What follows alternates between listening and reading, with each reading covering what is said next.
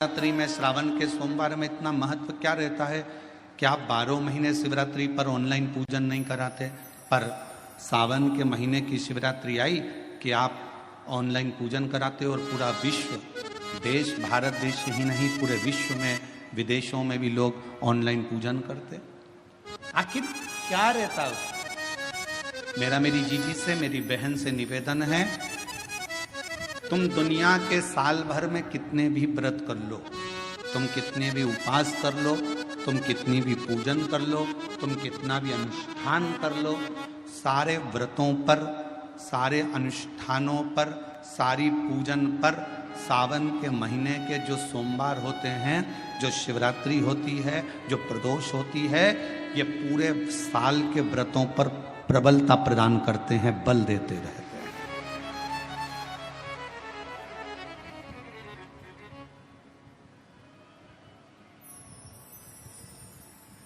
पर निवेदन है, सावन के सोमवार का व्रत करो, पर ऐसा व्रत मत करना कि तुम्हारे व्रत करने से परमात्मा को भी टेंशन हो जाए।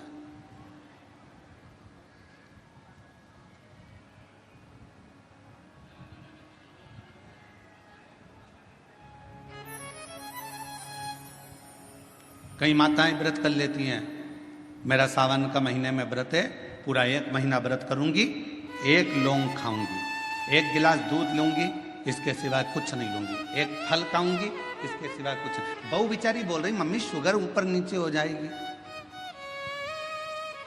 तुम्हारा बीपी ऊंचा नीचा हो जाएगा, तुम तो खाओ पियो। अब आपको पूरे महीने भगवान शंकर की आराधना भी करना है, पूजन भी करना है, अर्चना भी करना है, जाप भी करना है, कथा भी सुनना है, मंदिर भी जाना है, और मालूम पड़ा ऊपर से तुम बीमार पड़ गए। बीमार पड़ गए तो क्या मंदिर जा पाओगे? जम के तो बोलो नहीं। आराधना कर पाओगे? बैठकर भजन कर पाओगे? कथा सुन पाओगे? नहीं। इसलिए व्रत ऐसा करना जिस व्रत में तुमको भी टेंशन नहीं, तुम्हारे परिवार को भी टेंशन नहीं, और भगवान शंकर को भी टेंशन नहीं, किसी को चिंता नहीं, तुम्हारे व्रत करने से किसी को परेशानी नहीं। मालूम पड़े तुम भोजन का त्याग कर दो, इसका त्याग कर दो, उसका त्याग कर दो, सब चीजों का त्याग कर दो और बीमार पड़ जाओ, तो शिव महापुराण की कथा कहती है ऐसा ऐसा तप, ऐसी साधना किसी का नहीं।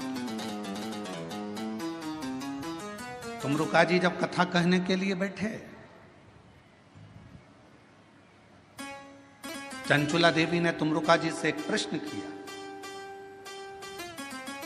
कि कथा सुनने का नियम क्या है?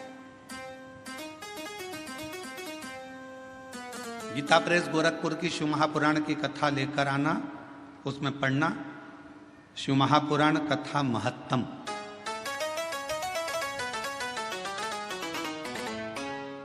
कथा को सुनने का नियम क्या है, यह भागवत में भी पूछा गया।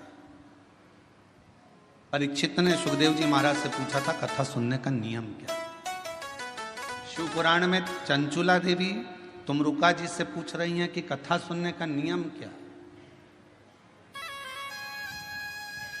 क्या नियम है कथा सुनने का? तो कहा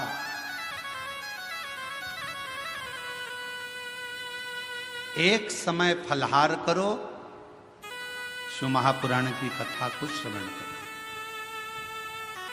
भागवत कथा को सुनो। इतना ना बने, एक समय फलहार करो, दूसरे समय भोजन करो, और शिव महापुराण की कथा को जरूर सुनो।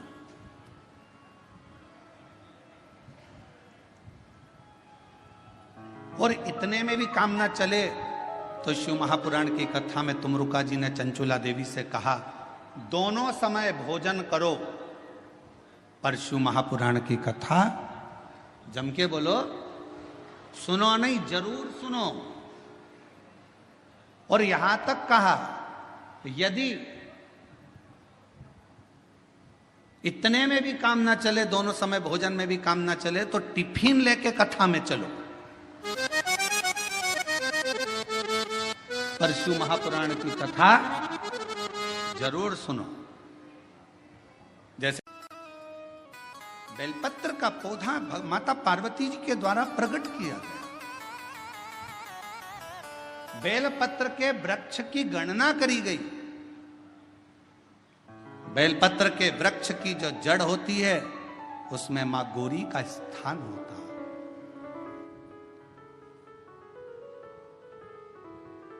बेलपत्र की जड़ में महागौरी है, बेलपत्र के तने में माहेश्वरी है, बेलपत्र के शाखाओं में दक्षिणायनी माता है, बेलपत्र की पत्ती में मां पार्वती है, बेलपत्र के फल में मां कात्यायनी है और बेलपत्र के उस सुंदर आनंदमय फूल में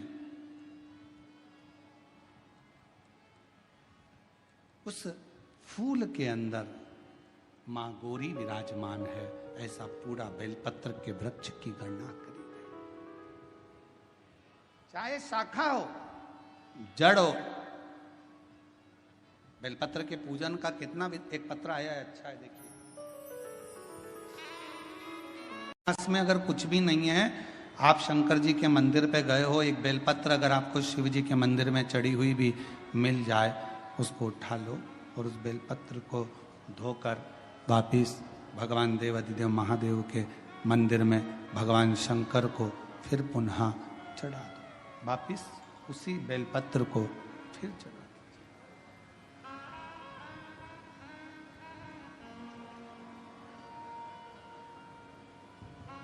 और कई बार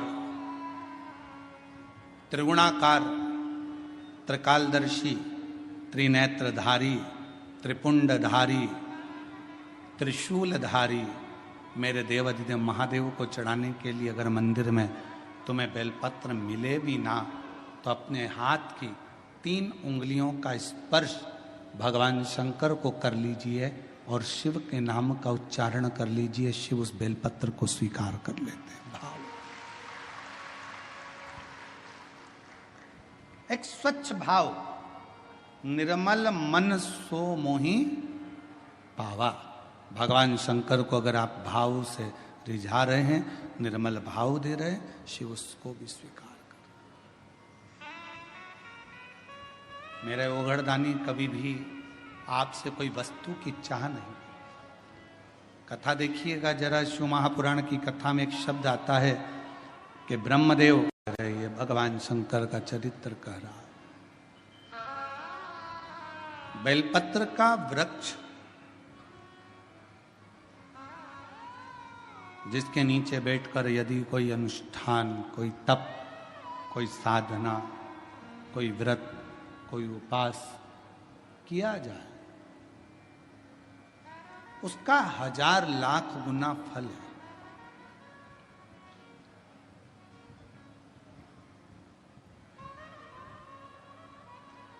आप सभी ने एक कथा सुनी होगी कि एक आती है शिव महापुराण। जब आप लोग ओमकारेश्वर की कथा को सुने थे तो हमने वहां पर भी कहा था कि अगर जमीन पर पड़ी हुई एक बेलपत्र अगर आपको दिख जाए तो उसको उठाकर कहीं विसर्जन में डाल दो, पर उसको पांव के नीचे मत डाल।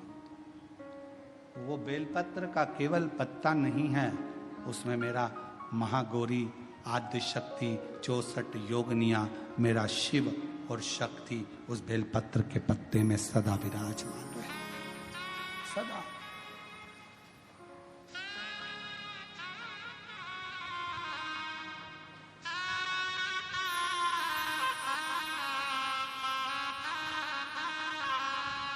आप उसको, भारत की सभ्यता, भारतीय संस्कृति, भारत का एक आनंद सुख है ये कि हमारे यहाँ पौधों की भी पूजन होती है, हमारे यहाँ नदियों की भी पूजन होती है, हमारे यहाँ पशुओं की भी पूजन होती है, हमारे यहाँ पक्षियों की भी पूजन होती है, हमारे यहाँ तलातल, रसातल, पाषाण की भी पूजन होती है, हमारे यहाँ जल की भी पूजन होती है, तो थल की भी पूजन होती है। 1000 अश्वमेध यज्ञ का फल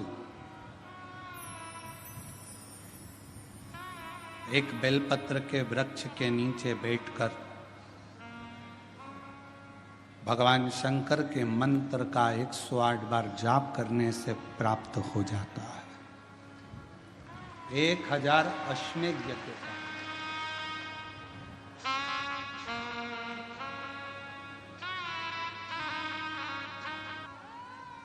जिसके नीचे बैठकर यदि कोई अनुष्ठान, कोई तप, कोई साधना, कोई व्रत, कोई उपास किया जाए, उसका 1000 लाख गुना फल है।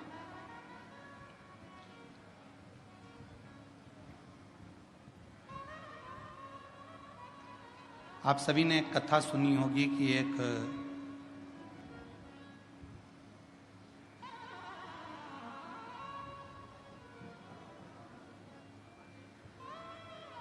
बकरी ने बेलपत्र के पत्ते को खा लिया था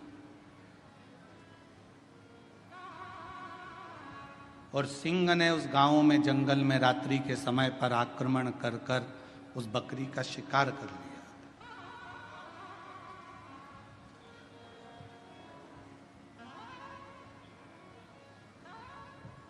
और आखिरी में जब बकरी मर गई, शेर का भी अंत समय आ गया, जब उसके प्राण छूटे, तो देवलोक में जब वो गया तो आखिरी में दोनों को, बकरी को भी और उस सिंह को भी, पृथ्वी पर दूसरी बार जन्म नहीं लेना पड़ा। वो शंकर के धाम में चला गया। शिव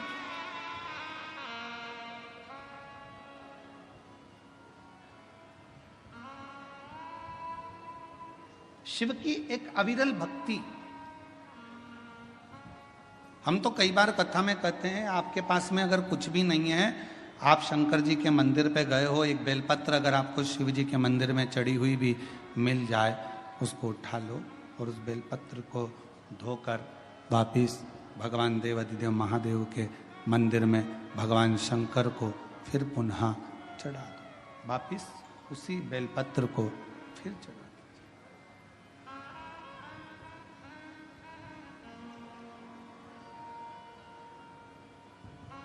और कई बार त्रिगुणाकार, त्रिकालदर्शी, त्रिनेत्रधारी, त्रिपुंडधारी, त्रिशूलधारी मेरे देवाधिदेव महादेव को चढ़ाने के लिए अगर मंदिर में तुम्हें बेलपत्र मिले भी ना, तो अपने हाथ की 3 उंगलियों का स्पर्श भगवान शंकर को कर लीजिए और शिव के नाम का उच्चारण कर लीजिए। शिव उस बेलपत्र को स्वीकार कर लेते हैं। भाव, एक स्वच्छ भाव, निर्मल मन सो मोहि पावा। भगवान शंकर को अगर आप भाव से रिझा रहे हैं, निर्मल भाव दे रहे हैं, शिव उसको भी स्वीकार कर। मेरे ओघड़दानी कभी भी आपसे कोई वस्तु की चाह नहीं। कथा देखिएगा जरा, शिव महापुराण की कथा में एक शब्द आता है कि ब्रह्मदेव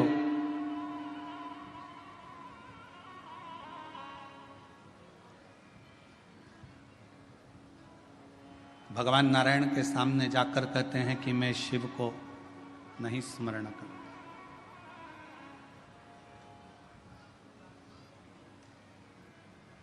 मैं नहीं जानता कौन शिव, कौन सृष्टि के रचना करता। ब्रह्मा जी ने तो अपने मन में विचार कर लिया कि सृष्टि का रचना करता केवल मैं हूं, केवल मैं। और ये मैं और मेरा का जो संबोधन है, ये अहम का संबोधन।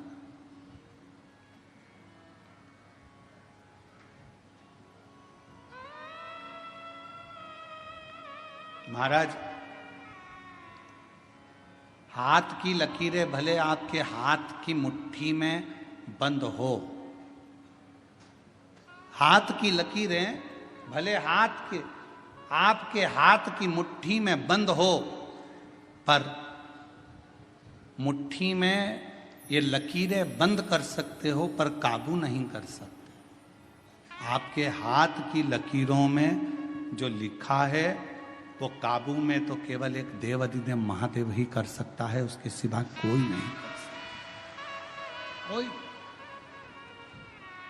कौन करेगा? एक पत्र आया, एक पत्र में उसने लिखा, दृष्टि में ये नहीं देखा जाता कि आप ब्राह्मण हो कि क्षत्रिय हो कि वैश्य हो कि शूद्र हो, गुरु तो गुरु होता है। मेरे शंकर भगवान ने चंद्र को भी अपने पास में रखा, मेरे शंकर भगवान ने राहु को भी अपने पास में रखा, मेरे शंकर भगवान ने केतु को भी अपने पास में रखा, मेरे शंकर भगवान ने 9 ग्रह अपने पास में रखे, और मेरे शंकर भगवान ने जब भुजंग सांप, जिसको दुनिया का कोई व्यक्ति अपने पास में नहीं रखता, कौन होगा जो अपने घर में सांप को रखेगा?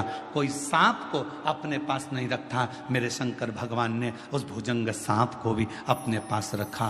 कौन होगा जो भूत प्रेत डाकनी साचनी पिशाचों को अपने पास रखता?